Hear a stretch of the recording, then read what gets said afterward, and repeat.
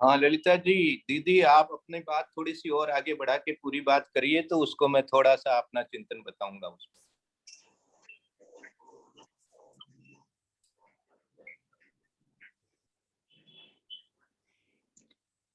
अभी परम आदरणीय ललिता बहन जी साहब ने 2010 में परम पूज्य आचार्य रत्न श्री वर्धमान सागर महाराज ने संघ सहित बेलगछिया दिगंबर जैन मंदिर कोलकाता में चातुर्मास किया था। उस समय का एक संस्मरण सुना रहे हैं। तो ये तो बहुत मतलब अच्छी बात सुनने को आज मिली कि आदरणीय ललिता बहन जी साहब ने गीता का पूर्ण अध्ययन किया है और बाद में जो है वो समय सार वगैरह और जीव कांड वगैरह का पढ़ने को उनको मौका मिला है।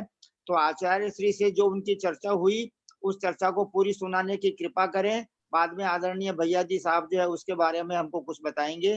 परम आदरणीय ललिता बहन जी साहब अपनी बात को जारी रखें, प्लीज कंटिन्यू। सरस्वती नमस्तुभ्यं वरदे कामरूपिणी विद्यारंभं करिष्यामि सिद्धिर्भवतु मे सदा। गौतम जिनवानी माता की जय। भाई साहब वंदना वंदना वंदना। पंडित जी साहब और सभी बड़े लोगों को सादर प्रणाम। बाकी सबको यथायोग्य जय जी ने। तो वो कुछ इसी तरह का प्रकरण आया था। तो चूंकि गीता जी में बहुत सारी मान्यताएं हैं, जो मान्यता से मुझे जब मैं जैन आगम का थोड़ा थोड़ा जानने लगी तो मुझे ऐसा लगा कि गीता जी की मान्यता कथनचित मेरे गले नहीं उतर रही थी, और यही कारण रहा कि मैं धीरे धीरे जैन धर्म की ओर खींचती चली गई। हालांकि मैंने उस धर्म में ब्रह्म ज्ञान ब्रह्म विद्या आदि बहुत पढ़ा था, लेकिन गीता जी का ज्यादा असर था मेरे ऊपर। तो गीता जी में एक श्लोक है, मैंने आचार्य श्री को भी सुनाया कि आचार्य श्री जी, जैन धर्म में लगने का एक ये कारण भी है। 18वें अध्याय में श्री कृष्ण जब अर्जुन बहुत हतोत्साहित रहता है, बहुत ये रहता है, तो फिर लास्ट में एक 78 श्लोक है शायद, मेरे समझ में उसमें 75वां या 72वां श्लोक है, पूरा आप तो याद नहीं है पंडित जी साहब।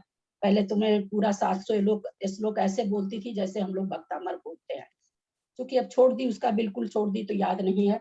उसमें श्री कृष्ण को कह रहे हैं कि देख अर्जुन, जो तू कह रहा है कि इतने लोगों की हिंसा होगी, ये लोग मेरे द्वारा पूज्य हैं, गुरु हैं, मेरे भीष्म पिता मेरे दादा हैं, मैं उनको मार करके पाप का भागी बनूंगा, आदि आदि जो भी उसने अर्जुन ने अपनी विकलता दिखाई है। तो उन्होंने उस समय वो धर्म का उपदेश दे रहे हैं कि अर्जुन, जिस पर्याय में तू है, जिस क्षत्रिय वंश में तुम उत्पन्न हुआ है, उस क्षत्रिय वंश का ये धर्म है।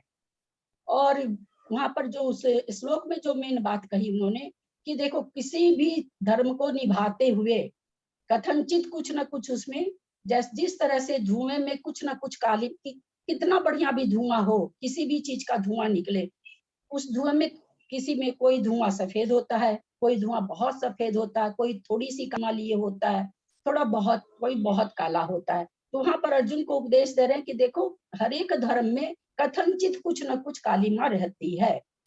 जिस तरह से तुम अभी आकुल व्याकुल हो रहे हो, बिल्कुल तुम्हारे मारने से ये तुम निमित्त बन रहे हो इनके मारने में, इसमें कहीं तो संदेह नहीं है, लेकिन तुम्हारा अपना क्षत्रिय धर्म भी है।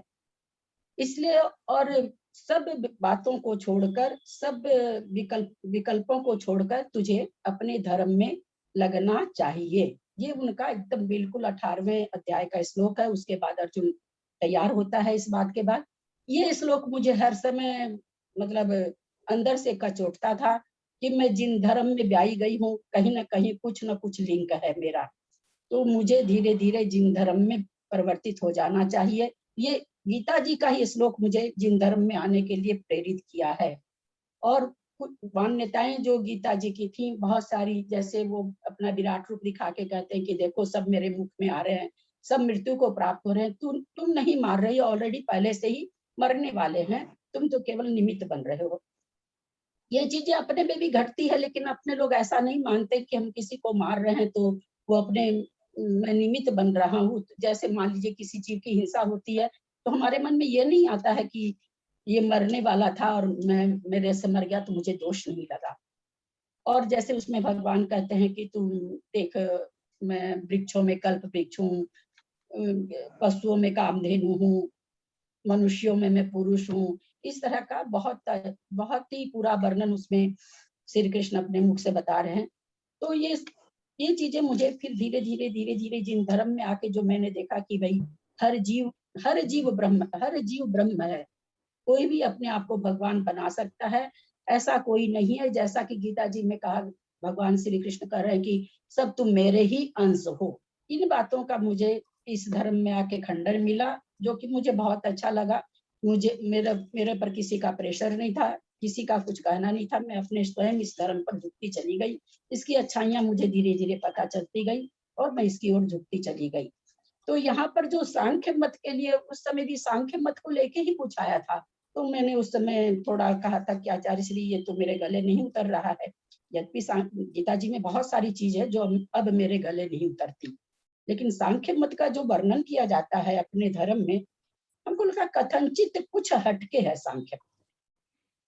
एक मतलब एक सेंटेंस से कह दिया जाता है कि कुटस्थ आत्मा को मानते हैं कि कुछ नहीं करता है, प्रकृति करती है, पुरुष प्रकृति और पुरुष का वहां वर्णन है, जो करती है प्रकृति करती है। लेकिन उस प्रकृति से युक्त पुरुष करता है, वहां पर जो विवेचन आता है कि प्रकृति से युक्त जो पुरुष है वो सारे कार्यों को करता है, इस तरह का विवेचन आता है। तो थोड़ा सा पता नहीं क्यों मुझे कभी कभी लगता है कि थोड़ा सा सांख्य मत को कुछ हटा के वर्णन कर दिया जाता है।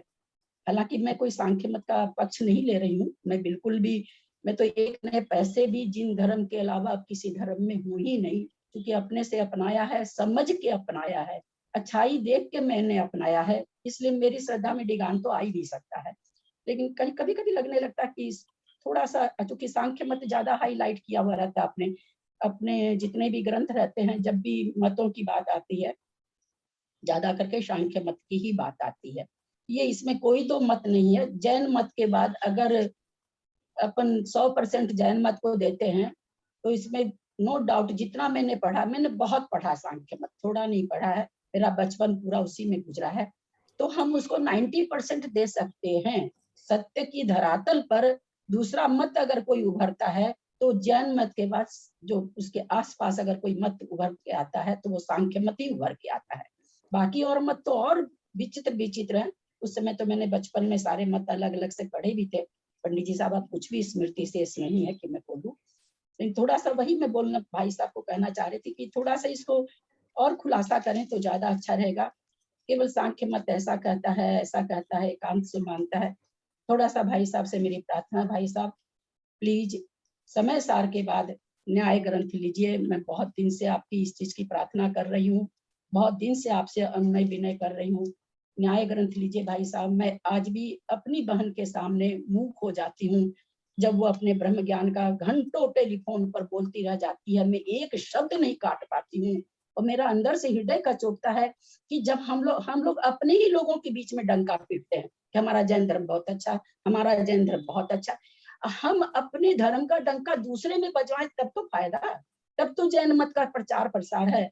हम अपने ही मत में, अपने घर में तो सब राजा रहता है, कोई भी सांख्य मत भी अपने घर में राजा है, चारवाक भी अपने घर में राजा है, हर मत अपने घर में राजा है। तो मुझे बहुत उस समय तकलीफ होती है कि मैं जैन मत को इतना बढ़िया से मानते हुए भी और मैं कहीं पर भी अपनी बहन को नहीं, जबकि मेरी बहन अंगूठा छाप है पंडित जी साहब, और 79 ईयर्स ओल्ड है, कभी स्कूल नहीं गई, और आज संस्कृत में कहीं मेरे को तकलीफ होती है तो मैं उसको फोन करके पूछती हूँ। बम्बई जाके, बम्बई चले गए थे मेरी जीजा जी, बम्बई गई, वहां वो सत्संग में एकदम लग गई, 55 बरस की उम्र में लगी, और आज वो 80 के, वो 1 बरस कम 80 बरस की है। लेकिन जब वो बोलती है न्याय का उदाहरण दे दे के, जब वो ब्रह्म को जब स्थापित करती है मेरे सामने, मैं कुछ नहीं बोल पाती हूँ।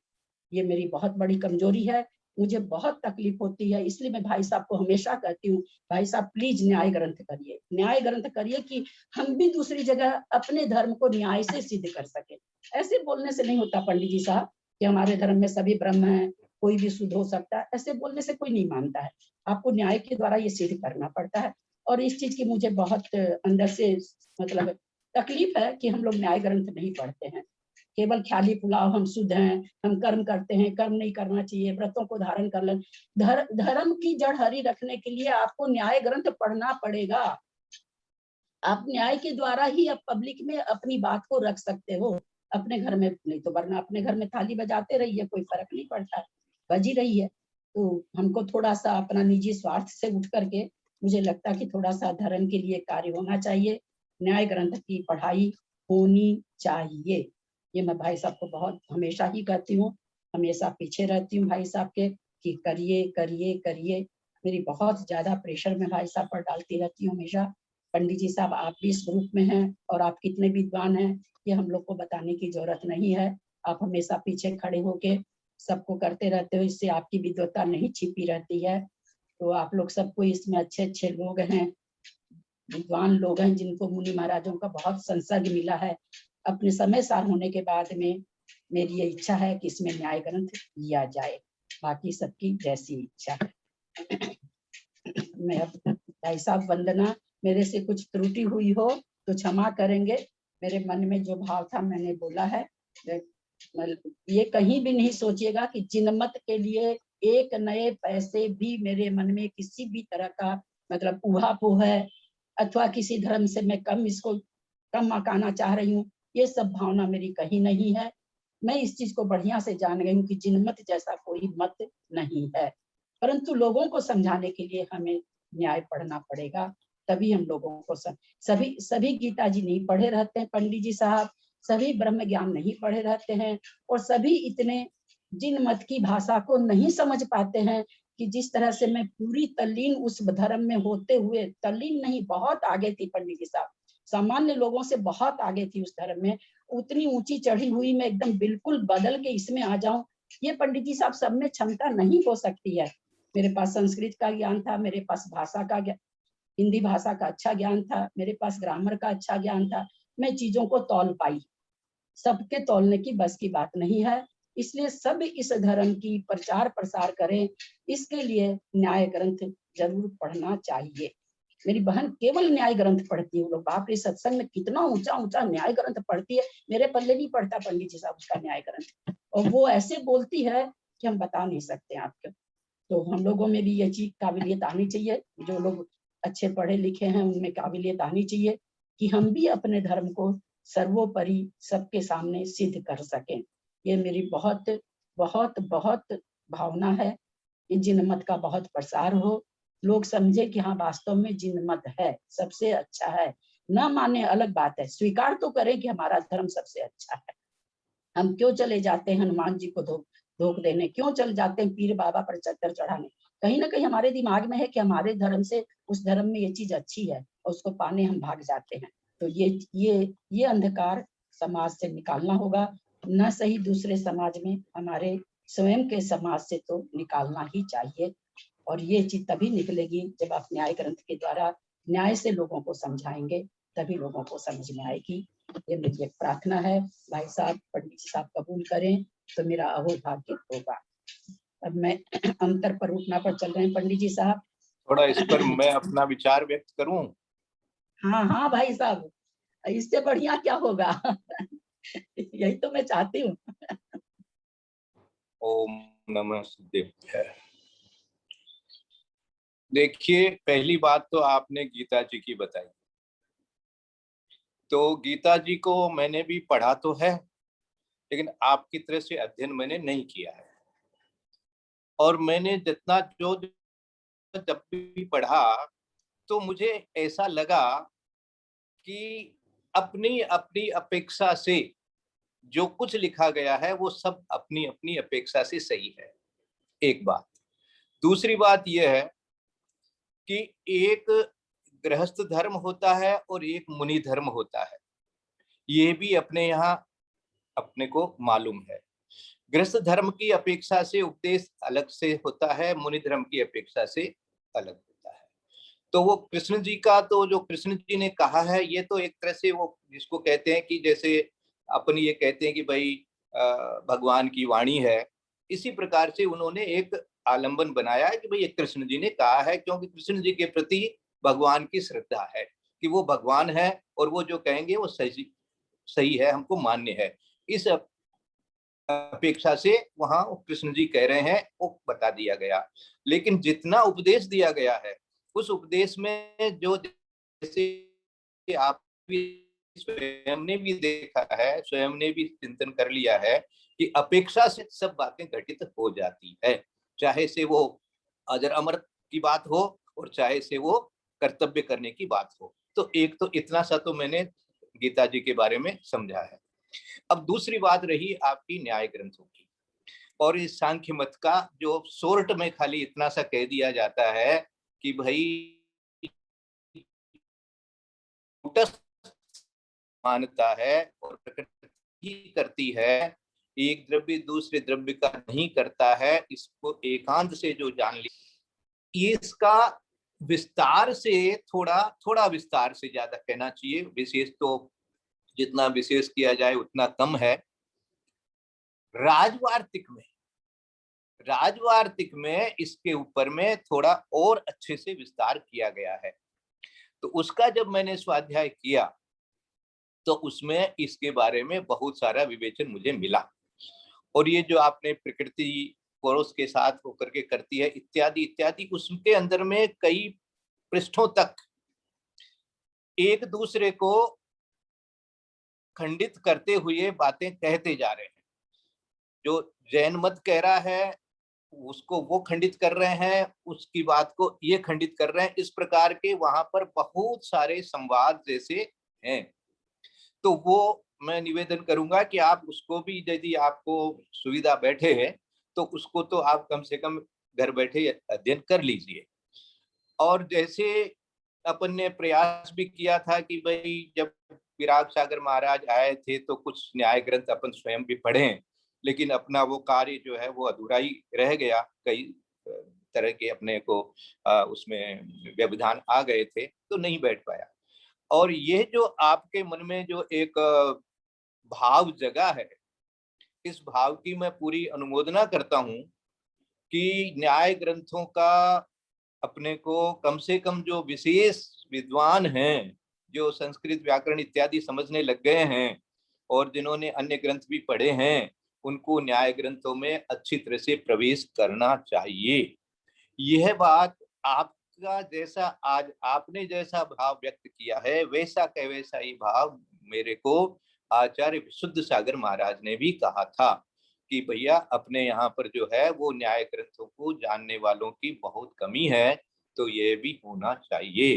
बल्कि वो मुझे पूछ रहे थे कि आप मुझे जो न्याय ग्रंथों का जिन्होंने अध्ययन किया हो उनका नाम बताइए तो हम उनसे संपर्क करेंगे, ऐसा वो भी जिज्ञासा कर रहे थे। तो यह आपका बहुत बड़ा जिसको कहते हैं अहोभाग्य है कि आपने इस प्रकार का विचार बनाया है और अवश्य ही आपकी भावना पूरी होगी, ये मेरा आशीर्वाद भी है। और मेरी भी यही भावना है कि आप जैसे विद्वान जो हैं और इस न्याय ग्रंथों को विशेष करके सब विद्वानों के साथ बैठ करके यदि पढ़ाना शुरू करें तो इससे उत्तम और कोई कार्य नहीं होगा।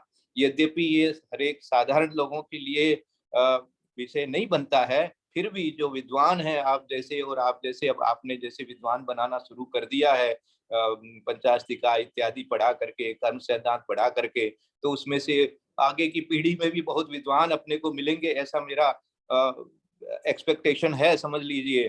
तो ऐसा बहुत अच्छा काम आपने किया है। और ये जो मैंने आपको उदाहरण दिया कि राजवार्तिक में उन्होंने खंडन खंडन खंडन एक दूसरे का खंडन करते करते लास्ट में जाकर के सांख्यमति को स्वीकार करना पड़ा है कि भाई हाँ ये है।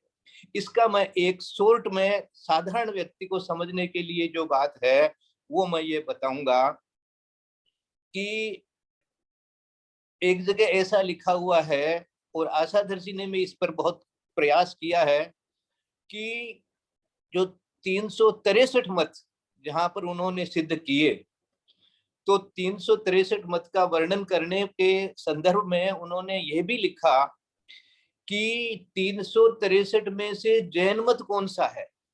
तो उत्तर दिया कि जैन मत 363 मत में है ही नहीं। तो फिर कैसे है? तो बोले जो 363 मत को एक साथ कर देवे वो जैन मत है। अपनी अपनी अपेक्षा से 363 मत को भी अपनी अपनी अपेक्षा से सिद्ध कर देवे और मिला लेवे तो वो जैन मत है। तो इस बात से मुझे ऐसा समझ में आ रहा है कि जैन मत कोई अलग से मत नहीं बन गया है। ये तो आप चाहे जितने भी मत जो भी जहां भी हो, उसमें से जो सापेक्षता है उसको वो समझा रहे हैं। इस सापेक्षता को समझाने इसीलिए स्याद्वाद नायकम, इस स्याद्वाद नायकम शब्द के माध्यम से मैंने अपना चिंतन ऐसा बना रखा है कि भैया ये यही विशेषता रही है जिनेंद्र भगवान की वाणी में कि ये जितनी भी आप चाहे वो सांख्य मत हो, कोई नाम मत हो, मत तो अनेक हो सकते हैं, अनेक हो सकते हैं, जितने जितने क्या बोलते हैं वो मुंडे मुंडे मतिर भिन्ने, उस प्रकार से कोई भी तरह का बन से एक एक मत में भी अनेक तरह के उसमें उपमत मिल जाएंगे, विशेष और मिल जाएंगे। बौद्ध में भी अनेक अनेक तरह के मिल जाएंगे और दूसरों मतों में भी मिल जाएंगे, कुछ भी हो सकता है। लेकिन इन सब की अपेक्षा को बता देना, इसीलिए जो नए चक्र है, नए सिद्धांत है, उसको और जितना अपन गहराई से समझेंगे और फिर उसके बाद में जब न्याय सिद्धांत भी अपन समझेंगे, जो आपका एक मन में विकल्प चल रहा है कि भाई मैं अपनी बहन के सामने छोटी हो जाती हूँ, तो आप तो छोटे हैं, बड़ी बहन है, उनको आप आदर दीजिए, उनकी हर बात को आप स्वीकार करिए और स्वीकार करके खाली एक इतना सा ही ज्ञान करिए जो मैं फील कर रहा हूं कि अपेक्षा, आपकी इस अपेक्षा से आप एकदम 100% सही है। इसलिए अपने यहाँ एक सम्यक एकांत शब्द भी बनाया गया है। वो सम्यक एकांत का अर्थ यही होता है कि भैया हाँ ये इस अपेक्षा से ये ऐसा हो गया, इसलिए ये ऐसा ही है, तो वहां ही भी लगा दिया जाए उस अपेक्षा से तो कोई दिक्कत नहीं है।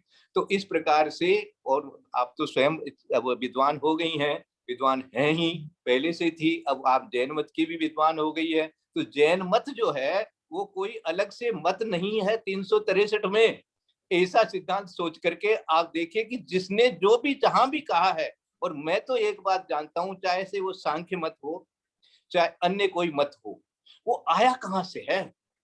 वो आया तो उसी दिव्य ध्वनि से ही है। दिव्य ध्वनि से जो बात कही गई है उसकी बात को जिसने अपने तरीके से समझी है, जितनी बात जितनी, क्योंकि वो पूरी तरह से अनेकांत रूप से नहीं समझ करके कुछ ही एक विषय को समझा है, इसलिए उसने उसी बात को इस तरह से कहना शुरू किया है इस प्रकार से। और कुछ उनके जब विशेष फॉलोअर हो जाते हैं तो ऐसा एक मत जैसा बन जाता है। ऐसा जो है ऐसा भी लिखा है कि ये हुंडाव सर्पणी काल में ही ऐसा होता है, अन्य समय में ऐसा नहीं होता, विदेश क्षेत्र में भी ऐसा नहीं होता। तो ये है तो हमें स्वीकार करना चाहिए, इसलिए उनसे कोई राग द्वेष भी नहीं करना चाहिए। उनकी जो पराकाष्ठा भी है सिद्धांत को समझाने की, उसको भी अपने को क्या कहना चाहिए, उसकी अपेक्षा अच्छी तरह से समझ करके और विचार कर लेना चाहिए कि इस अपेक्षा से बहुत बिल्कुल सही है। वो खड़े पहली खड़े बात। जिन मत आगे एक कर बात और देती है। कहना चाहता हूँ, एक बात और कहना चाहता हूँ, जो गीता के संबंध में ही वापस ला रहा हूँ उस विषय को, कि टोडरमल जी ने भी यह बात लिखी है कि जिसको निश्चय का आधिक्य हो जाए, जोर हो जाए, उसको व्यवहार अपनाना चाहिए, और जिसको व्यवहार का आधिक्य हो जाए, विशेष जोर हो जाए, उसको निश्चय अपनाना चाहिए। तो ये बात जैसे कि भाई जिसको अर्जुन जी को आधिक्य हो गया निश्चय का, तो उनको व्यवहार समझाया गया कि इस समय तुम जहां बैठा है उस समय तुम कर्तव्य की बात सोच, तो तुम्हारी निश्चय नहीं से जो बात तुम सह रहा है वो बात सही है होते हुए भी इस समय ऐसा सोच। तो इसी प्रकार से हम लोगों को भी टोडरमल जी ने भी ये बात समझाई है, तो यह भी एक विषय है। तो ये सारी बातें हैं। अब इसमें आपका चिंतन जितना है वो आपका बहुत अच्छा है, और मैं भी प्रयास करूंगा, आपने जितना मुझे प्रेरणा की है कि भाई अपन न्याय ग्रंथ कैसे शुरू कर लें, कम से कम 10-20 जितने भी विशेष लोग हैं उनका ही ग्रुप बना करके अपन शुरू करें, तो अपने को करना चाहिए। मैं इसकी भावना भी भाता हूँ, अनुमोदना भी करता हूँ, इच्छा भी प्रकट करता हूँ, और अपनी ओर से प्रयास भी करूंगा। यही मैं आपको निवेदन कर सकता हूँ। इतनी भाई सब आएंगे, क्योंकि मैंने सबके मन में ये कूट कूट के भरा है अपने ग्रुप में समझ में आए अथवा न आए, क्योंकि कभी ना कभी कोई सब विषय हमारे लिए अनजान है। हम पहली कक्षा में आते हैं, पहली कक्षा की किताब कितनी भारी लगती है, दूसरी कक्षा में जाते हैं, पहली कक्षा की किताब हम सबको पढ़ाने लगते हैं। मैंने सबको ये उदाहरण देके समझा कि नहीं भी समझ में आए, पहली बार हर शब्द नया है, चाहे वो कितना भी हल्का शब्द क्यों ना हो, पहली बार नया है। उसी शब्द को जब हम दोबारा सुनते हैं किसी से, तो अरे पहले तो सुना हुआ ये शब्द, तो हमारी और भाव भासना होती है। तो मैं सबको ग्रुप में यही चीज कहती हूँ कि किसी भी तरह का क्लास चल रहा हो, समझ में आ रही है नहीं आ रही है, हमको सुनना चाहिए। और ये भावना ग्रुप में बहुत अच्छी सब में फैली भी है, क्योंकि करना योग जब पढ़ा रहे थे तो बहुत से लोगों के सिर के ऊपर से जा, बहुत से लोग क्या, बहुत लोग कह रहे हैं हम लोग तो कभी शब्द ही नहीं सुने हैं, हम तो ये शब्द भी कभी नहीं सुने हैं, क्या बंध बिछुती, क्या अपकर्षण, क्या बंधा, हम लोग तो सुने हुए नहीं है। लेकिन सबने बहुत मन लगा के, काफी लोगों ने सुना, केवल इसी प्रेरणा से कि हम लोग कुछ नहीं जानते, पहले बार जानना ही पड़ेगा ना। उसी तरह न्याय ग्रंथ, इसमें कोई दो मत नहीं है, विद्वानों की चीज है, हम लोगों को भी पकड़ में आएगी ऐसी कोई जरूरी नहीं है। जितना प्रयास होगा 10%, 20%, हमें 20% समझ में आएगा और लोगों को 2% आएगा, पर लोग जरूर बैठेंगे भाई साहब। ऐसा मेरा चिंतन है कि लोग बैठेंगे, क्योंकि ये भावना मैंने खूब कूट के सब में भरी है इतने दिनों में, कि समझ में आए या न आए, आप जिनवानी की गोद में तो बैठे ही रहिए। किसी न किसी दिन वो जिनवानी आपको सहला ही देगी, ऐसा हो ही नहीं सकता है। कितनी भी रुष्ट माँ हो, जब माँ के पल्ला पकड़ कर घूमता बच्चा तो माँ राजी हो ही जाती है। उसी तरह जिनवानी प्रसन्न हो ही जाएगी हमारे ऊपर, हमारा क्षयोग सब बढ़ ही जाएगा। ये मैंने खूब खूब बोला है अपने ग्रुप में, तो ऐसी बात नहीं भाई साहब कि नहीं बैठेंगे लोग, भावना है, पर न्याय ग्रंथ बहुत अच्छी भावना, नए जरूर न्याय लेंगे भाई साहब, अब इसके समय सार के बाद न्याय लेंगे। ठीक।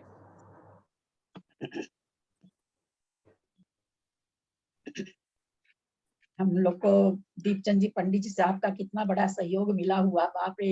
इनका तो जब कभी कभी ये बोलते हैं तब ना जानते हैं कि क्या ज्ञान है। जैसे मूक आदमी का तो पता ही नहीं चलता ना कि उसके अंदर क्या, कौन सी विद्या बैठी है। मुंह खोले तो पता चले, पंडित जी साहब तो अपना मुंह खोलते नहीं है, सबको आगे करते रहते हैं। तो कभी कभी इनको जबरदस्ती खोलना पड़ जाता है, आप नहीं रहते हैं, मैं भी नहीं कर पाती हूँ, तब इनकी विद्वता हम लोग को समझ में आती है, ये कितने विद्वान है, छिपे रुस्तम है पंडित जी साहब। तो सबको इसलिए पंडित जी साहब को पकड़ के रखेंगे हम लोग, और हम लोग न्याय ग्रंथ को चालू करेंगे, क्योंकि ये महाराज लोग के संगत में रहे हैं, इनका हम लोग को पूरा लाभ उठा लेना चाहिए। इनके पास जितना जो मतलब ज्ञान सागर जी का जितना उपदेश है इनके अंदर, वो सारा निकलवाना है इनके अंदर से हम लोगों को। परम आदरणीय भैया जी साहब का उद्बोधन एवं जैनागम की प्रकांड विदुषी बहन ललिता बहन जी साहब की सारी बातें सुन करके मैं आपसे यह विनम्र निवेदन कर रहा हूं कि आलाप पद्धति, परीक्षा मुख, प्रमेय रत्नमाला, प्रमेय कमल मार्तंड, अष्टशती, अष्टसहस्री, आप्त मीमांसा, आप्त परीक्षा, न्याय विनिश्चय विवरण, सिद्धि विनिश्चय विवरण इत्यादि जो जैनागम के बड़े बड़े न्याय के ग्रंथ हैं, उन ग्रंथों में से अपने को कोई ऐसा प्रारंभिक ग्रंथ शुरू करना चाहिए जिसको कि सब भाई बहन सुनेंगे ही सुनेंगे। 9 से लेकर 10-20 तक अपने को प्रतिदिन कक्षा चलाना ही चाहिए, क्योंकि निराकुलता तो जीवन में लाने से ही आएगी, वैसे कभी होने वाली नहीं है। और मेरे को ये जानकर बहुत खुशी हुई, बहुत प्रसन्नता का अनुभव हुआ कि आपने श्रीमद् भागवत गीता का और गीता जी का पूरा अध्ययन किया, क्योंकि उसमें भी समय सार से संबंधित बहुत सी बातें आती है जो श्री कृष्ण जी ने अर्जुन जी को उपदेश दिया है।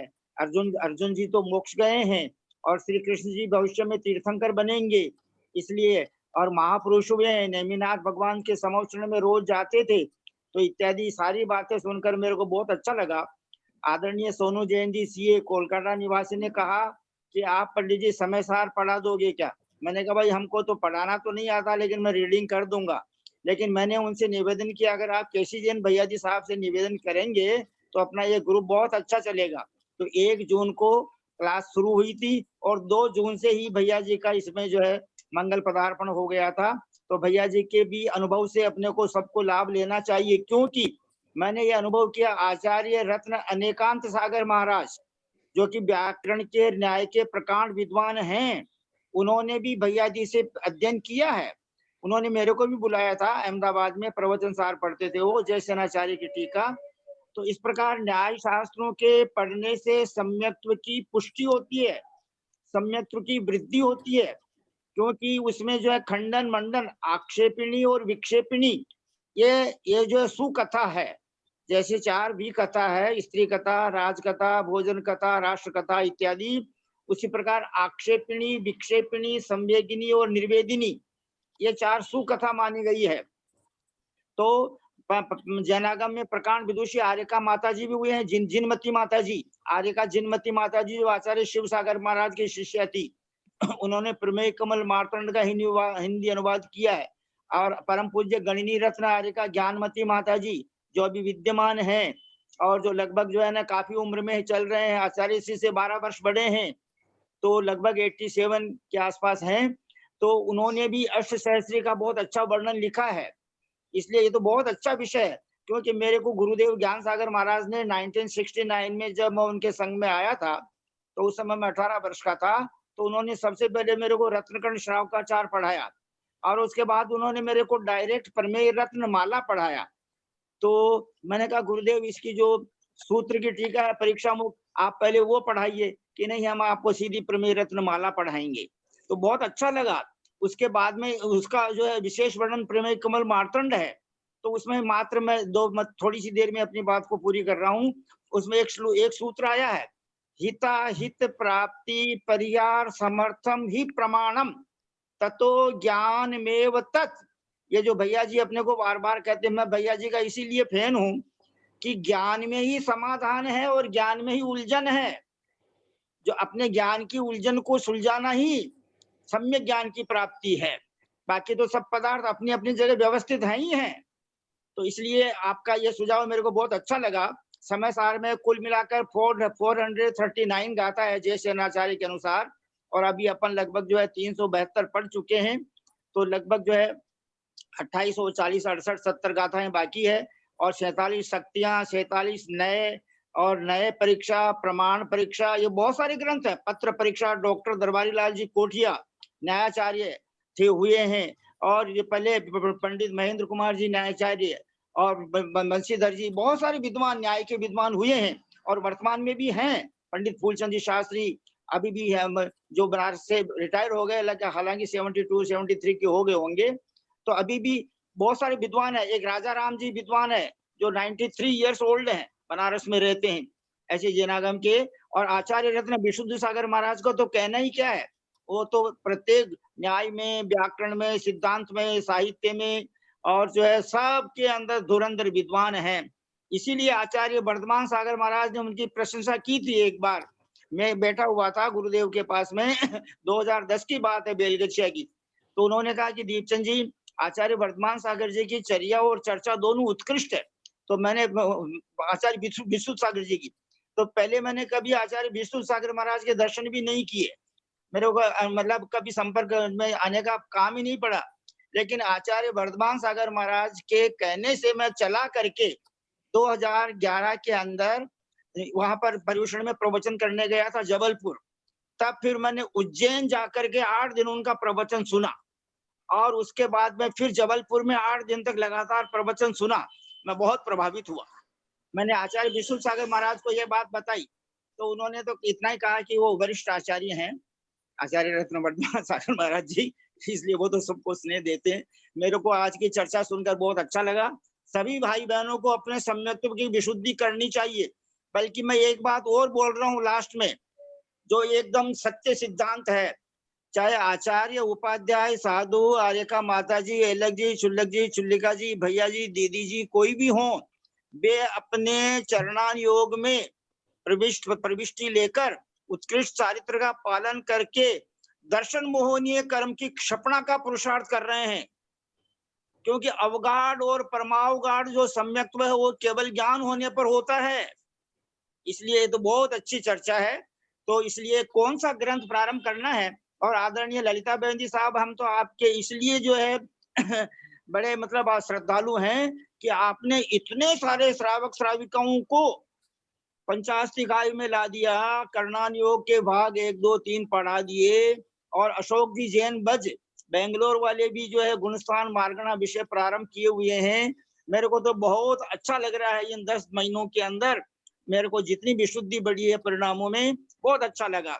इसलिए आज अपना समय हो गया है, तो जैसा आप निर्णय करके केसी जैन भैया जी साहब का सानिध्य अपने को मिल रहा है, तो कौन सा ग्रंथ प्रारंभ करना है और उस ग्रंथ की प्रति सबके पास पहुंचना क्वाइट कंपलसरी, ताकि जो है उपयोग लगा रहे।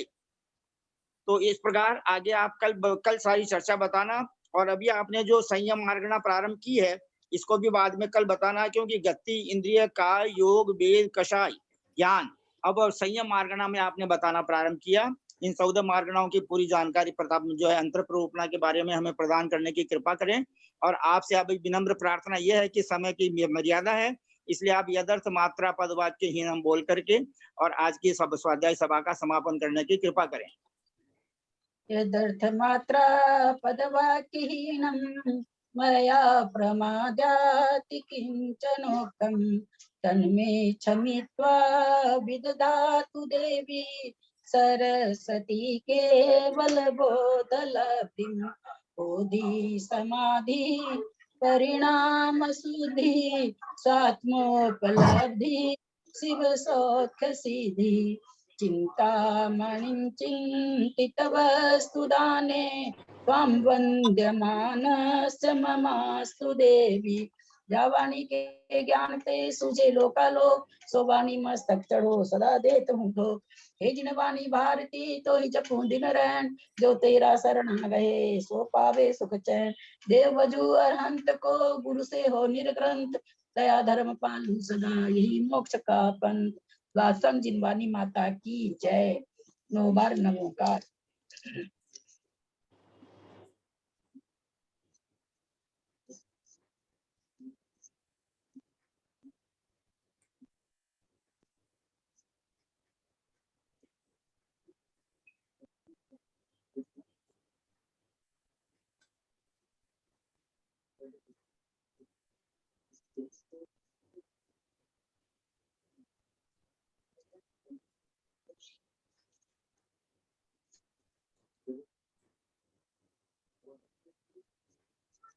भाई साहब वंदना वंदना वंदना, पंडित जी साहब सादर प्रणाम।